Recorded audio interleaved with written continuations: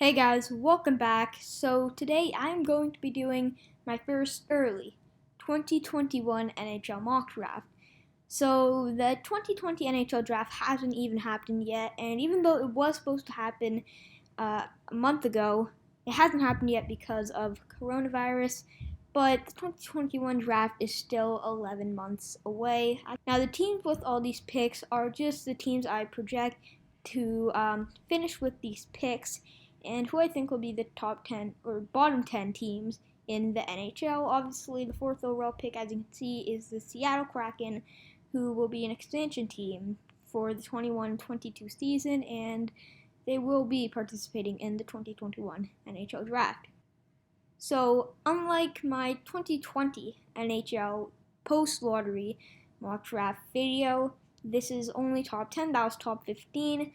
But if you haven't seen it, make sure to check it out. We are almost at 700 views, and we are 4 away from 40 likes. The link to that video will be in the description below, so hopefully we can reach 40 likes. Also, before we get started, make sure to like this video. Let's try to get to 30 likes, and remember to subscribe as well. We are hoping to get 100 subscriptions by September 1st. With the first overall pick in the draft, I have the LA Kings picking Aatu Raty. This shouldn't come to any surprise as he is pretty much the consensus number 1 overall pick, and he will be a superstar player in the NHL, and he is really a guy that the Kings need. They did pick Alex Turcotte last year, but picking Raty is a no-brainer here.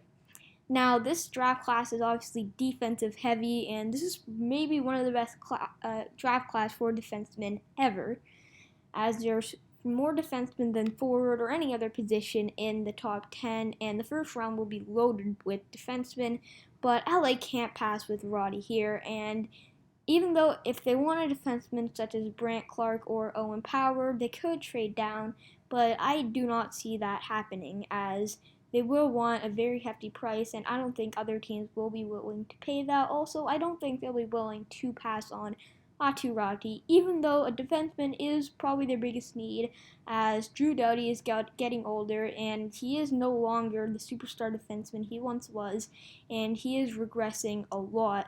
So they really need a guy to replace him soon, but Aatu Raty will be his team's franchise player, their superstar number 1 center for years to come, so this is a really good pick for the Kings.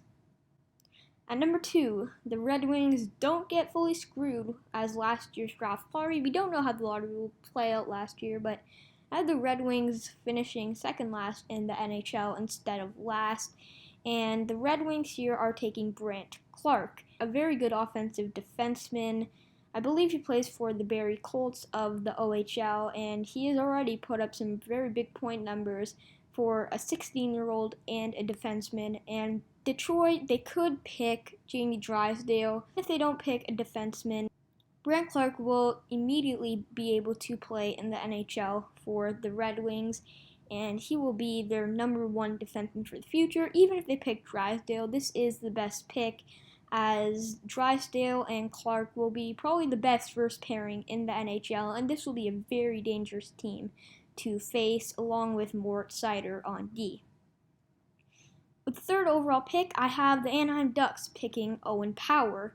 He's an American defenseman playing in the USHL, and the Ducks have a lot of really good forward prospects such as Sam Steele and Isaac Lundstrom, but they don't really have any really good defensive prospects. Now, they did pick Trevor Zegras last year, which I think is their best forward prospect, but they didn't pick any defensemen, and they are lacking a true number 1 defenseman. They do have some pretty good defensemen, mostly second-pairing defensemen, and Cam Fowler, Josh Manson, and Hampus Lindholm, but none of them are number 1 defensemen, and at most they're okay number 2 defensemen, but Owen Power will be the number 1 defenseman for the Ducks for a long time. Now, number 4, we have the expansion team, Seattle Kraken, and they will be picking the second forward in this draft class, Dylan Guenther. Now, Guenther has risen in the rankings since the beginning of this year, and I think he's a really good guy for Seattle to start their franchise around. Now, since they are an expansion team and they won't be that good, I think Gunther can probably jump right out the gate and play on their third line, maybe even their second line. Because they are an expansion team, they won't have that many good players, and they want to get Gunther as much playing time as possible, as he will immediately be their most important player. And at number 5, to round out the top 5, I have the Chicago Blackhawks taking Simon Edvinsson. He is the third defenseman in this class, and he has put up some very big numbers in Sweden, and he is overall a really good defenseman. And I think this is a really good guy for Chicago to pick, as Duncan Keith is no longer the superstar defenseman he once was. And at forwards, at least they do have Alex DeBrincat, a very good young forward, as they did pick Adam Boqvist in 2018, another defenseman we think could possibly be a number 1 defenseman, but Edvinsson is the better option, and he will be a really good number 1 defenseman for Chicago. Now, moving on to Ottawa's pick at number 6, I have them taking the goalie, Jesper Wallstedt. And especially with this year's draft, they have the 3rd and 5th overall pick. They're going to be loaded at forward with either Quinton Byfield or Tim Stützle to add on to already a really strong young core featuring Brady Tkachuk, Colin White, Logan Brown. They have so many really good forward prospects and young forwards. On D, with the 5th overall pick, I think that they can either get Jamie Drysdale if Detroit doesn't pick him, or they might take Marco Rossi or Lucas Raymond. Rossi and Raymond are both forwards, but Drysdale is the best defenseman in that class, and he will be a really, really good Norris Trophy winning defenseman, or at least a Norris candidate defenseman. So they don't really need a defenseman here either, and they definitely don't need a forward, but what they do need is a goalie. Wallstedt should be a franchise goalie, a top goalie in the league, as I think he is slightly better than Yaroslav Askarov, who is known as the best goalie prospect since Carey Price. At number 7, I have the San Jose Sharks taking Matthew Beniers.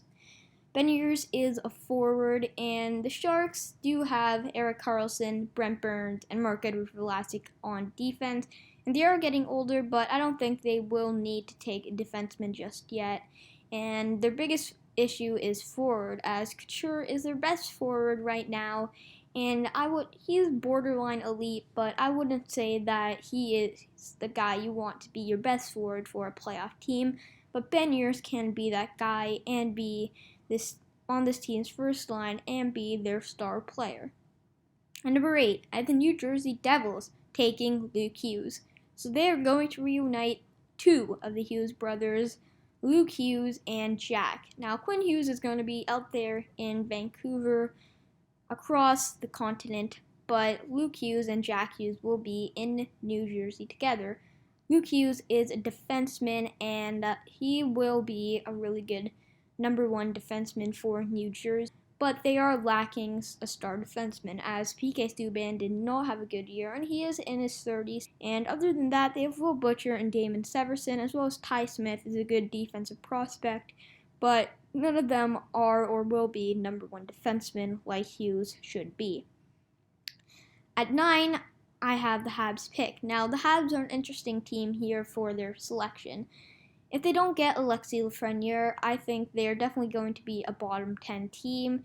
And actually, if they do get Alex Pietrangelo, which they won't because Bergevin's GM, they are a playoff team, but they're not going to get Pietrangelo. They're not going to get Hall. They're not going to get any of the really good free agents. So really, it's just if they get Lafreniere. And even if they get Lafreniere, I don't think they can be a playoff team just yet, and they might just miss out on the playoffs, but they'll definitely be in the race. So I have the Habs taking Carson Lambos. Now, in many mock drafts, he is going more around the 14-15 range, but I think he can still be a good number 1 defenseman, or at least a really good number 2 defenseman for the Habs.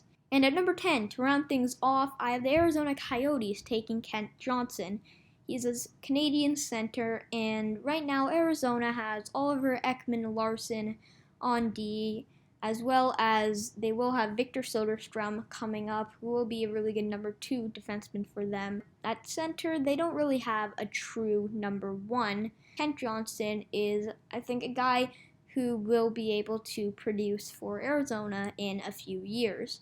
So that is my list, guys, and if you did enjoy this, make sure to like the video and subscribe to our channel. But thank you for watching. We'll see you in the next one.